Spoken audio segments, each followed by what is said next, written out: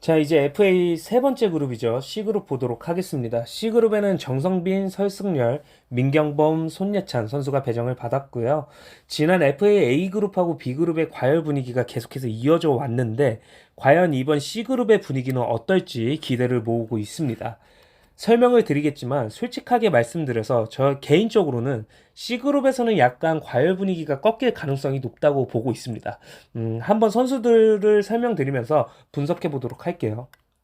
가장 먼저 정성빈 선수인데 정성빈 선수는 지난 시즌에 데뷔한 선수고요. 이 선수가 MMS 리그에서 좋은 자원으로 평가받고 있었거든요. 공격과 수비에서 나름 꽤 괜찮은 모습을 보여주고 있었고 실제로 개인 기록 또한 매 시즌 꾸준히 찍혀줬어요. 그런데 MWR 리그에서는 전혀 위협적인 모습이 없었습니다. 지난 시즌 기록을 보면 10경기에 출전해서 2득점이 전부거든요. 이 선수는 측면 자원인데 일단 체력적인 부분에서 문제점을 드러내고 있고 경기 집중력이 좀 떨어지는 모습들이 자주 보입니다. 그리고 뭐랄까요? 뭔가 색깔이 없는 느낌이라고 해야 할까요? 피지컬에 비해서 너무도 평범한 플레이를 보여주고 있고 확실히 하위 티어 선수들에 비하면 안정감은 있지만 그렇다고 확 뛰어나다라고 얘기하기에도 애매합니다.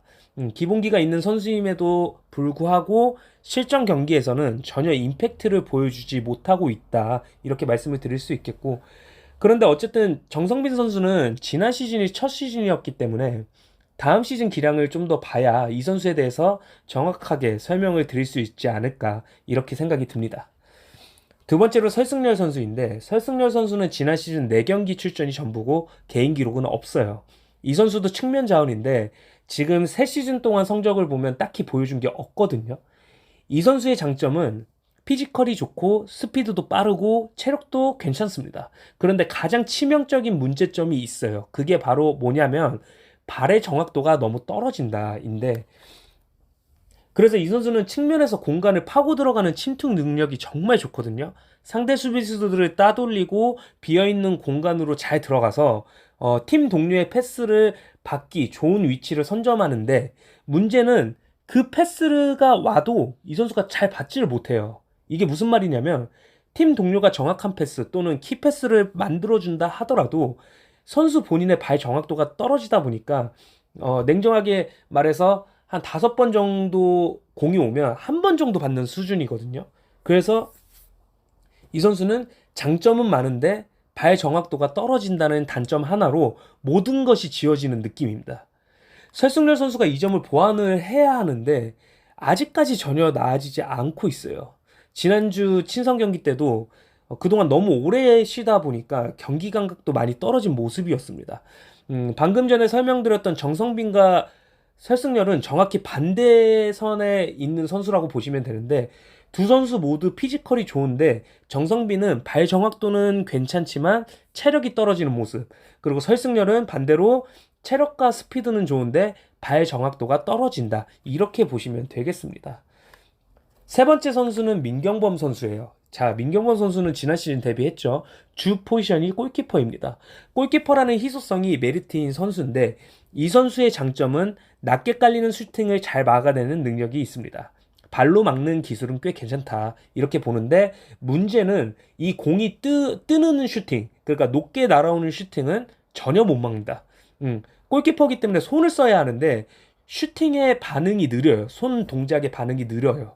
그래서 실점을 많이 하는 편이기도 하고 그런데 이 선수는 공에 대한 두려움은 별로 없습니다. 선수 본인은 겁이 좀 많다고 얘기를 하지만 경기에 들어섰을 때 모습을 보면 굉장히 적극적이면서도 과감하게 볼을 막으려는 모습들을 볼 수 있기 때문에 이 선수는 겁이 있는 선수는 아니고요. 꽤 헌신적이게 수비를 한다라고 보시면 되겠고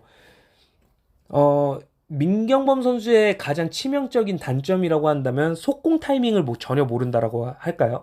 어쨌든 후방 빌드업에 있어서 발기술까지는 기대하지 못한다고 하더라도 지금이 속공으로 반격에 나서야 하는 타이밍인지 아니면 한 템포 죽이고 차분하게 가야 하는 타이밍인지를 아직은 감각적으로 잘 모르는 것 같습니다.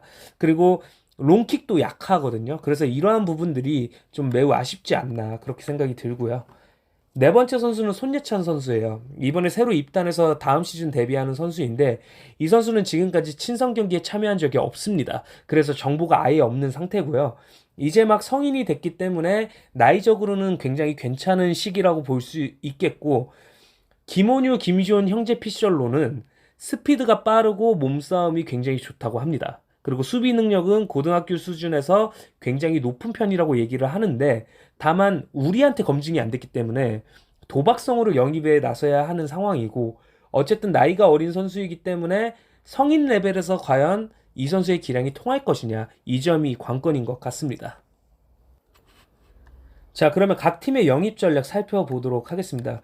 그 전에 미리 말씀드리자면 C그룹은 생각보다 조용하게 끝날 가능성이 있어요. 왜냐하면 C그룹의 선수들이 D그룹 선수들과 비교했을 때 레벨 차이가 크게 난다는 느낌이 전혀 들지 않거든요. 약간 비슷한 수준으로 보여서 예산이 얼마 남지 않은 현 상황에서 과연 팀들이 적극적으로 영입을 나설까 하는 의문이 드는 것이 사실입니다. 그래서 예측하기는 어렵지만 잘하면 이번 C그룹은 조용히 끝날 수도 있을 것 같습니다. 가장 먼저 N팀은 지금 예산이 710포인트 남았고 자리는 최소 3자리가 남았거든요. 현재 공격, 미드필더, 수비, 골키퍼 각 포지션에 확실한 선수 한 명씩을 보유하고 있는 상태고 제 생각에는 N팀은 C그룹을 패스할 가능성이 높지 않을까 생각하거든요. 왜냐하면 정성빈, 설승열은 지난 시즌에 써봤고 안 맞는다는 것을 차규 주장이 알았어요. 그리고 민경범의 경우에는 골키퍼 김찬영이 있고 또 서브 골키퍼의 김지한도 있기 때문에 굳이 영입할 필요가 없는 상태고 그리고 손예찬 선수에게는 좀 관심이 있을 수도 있는데 차규 주장에게 검증이 안 됐기 때문에 굳이 모험을 할 것 같진 않습니다. 오히려 D그룹에 있는 수비수 윤덕훈 그리고 측면 자원인 김민식에 관심을 갖고 있지 않을까. 그래서 그러기 위해서는 총알을 남겨둬야 하기 때문에 C그룹은 일단 패스하려고 하지 않을까 이렇게 생각을 하고요. 두 번째로 W팀은 지금 예산이 715포인트 남았고 자리는 최소 3자리 남았거든요. 현재 공격수 3명, 미드필더 1명을 보유하고 있는 상태여서 지금 수비수하고 골키퍼가 없는 상황이에요. 그래서 일단은 1순위로 골키퍼 민경범부터 잡으려고 하지 않을까 싶고 2순위로는 수비수 손예찬 또는 측면에서 공격과 수비가 가능한 정성빈에 관심을 가지고 있지 않을까 생각이 들어요. 그런데 이런 문제가 있죠. 만약에 손예찬 선수를 잡으면 김문유, 김시온, 손예찬 이렇게 3명의 어린 선수들이 모이게 되거든요. 그러면 경험적인 측면에서 좀 문제가 발생할 수 있지 않을까라는 생각이 들고 그리고 D그룹에 있는 김규호하고 김민식에 좀 관심이 있어 보여요. 최지필 주장이요. 그래서 최지필 주장도 잘하면 C그룹을 그냥 패스할 수도 있다. 이렇게 보고 있습니다. 세 번째로 S팀은 지금 예산이 230포인트밖에 남지 않았습니다. 그리고 자리는 최소 2자리 남았고요. 현재 공격 2명, 미드필더 2명, 수비수 1명을 보유하고 있는데 S팀은 지금 골키퍼가 없는 상황이거든요. 그래서 방금 말씀드렸던 기존에 가지고 있는 5명의 선수들을 골키퍼로 돌리기에는 약간 아까운 자원들이다. 그렇기 때문에 골키퍼 민경범에 관심을 보이지 않을까 싶고 그런데 민경범 선수도 결장 이슈가 좀 있다 보니까 김우석 주장이 과연 이 선수를 노릴 것인가 하는 생각도 들고요. 손예찬은 김우석 주장이 확인을 못했기 때문에 모험을 걸기는 좀 그렇고 S팀도 D그룹을 볼 것 같긴 해요. 왜냐하면 D그룹에 윤덕훈 선수가 있거든요. 윤덕훈을 그동안 2시즌 동안 쓰면서 굉장히 나름 쏠쏠하게 사용을 했거든요. 그런데 D그룹으로 넘어가기에는 지금 S팀의 예산 상황이 좋지 않기 때문에 그리고 S팀은 오히려 빨리 7명을 채워가지고 FA 시장에서 철수하고 싶어 할 것 같기도 하거든요. 그러면 오히려 아쉽지만 아쉬운 대로 C그룹에서 틈새 시장을 공략해가지고 2명을 일단 잡고 7명 채워서 시장을 철수할 수도 있을 것 같다라는 생각이 듭니다. 그래서 다시 정리하면 민경범은 가능성이 제일 높긴 하지만 나머지 선수들은 잘 모르겠고 그리고 오히려 C그룹에서 2명을 잡고 시장에서 빨리 먼저 철수한다 이런 플랜을 가지고 있을 수도 있다 이렇게 얘기할 수 있겠습니다. 마지막으로 P팀인데요. P팀은 예산 840포인트를 남기고 있어서 지금 가장 많이 보유하고 있고 지금 자리가 최소 4자리가 남아있어요. B그룹에서 한 명도 영입하지 못한 게 좀 컸거든요. 그래서 이번 C그룹에서 보강을 할 필요가 있는데 P팀 역시 지금 D그룹의 선수들에게 좀 더 매력을 느끼고 있는 것 같습니다. 정성빈, 설승열은 김원기 주장이 써봤고 민경범은 조성현이 있기 때문에 영입 필요성을 못 느낄 것이에요. 그리고 손예찬 선수 같은 경우에는 수비수니까 좀 안정감 있게 잡고 싶기도 하겠지만 문제는 손예찬 선수의 정보가 김원유 PCL이라는 점 때문에 모험을 걸기가 좀 어려워 보이지 않을까. 그리고 D그룹에 있는 윤덕훈, 김민식에 똑같이 관심을 가지고 있거든요. 그래서 예산이 가장 많기 때문에 D그룹으로 가던가 아니면 F그룹에 있는 김주원을 노릴 가능성도 있다.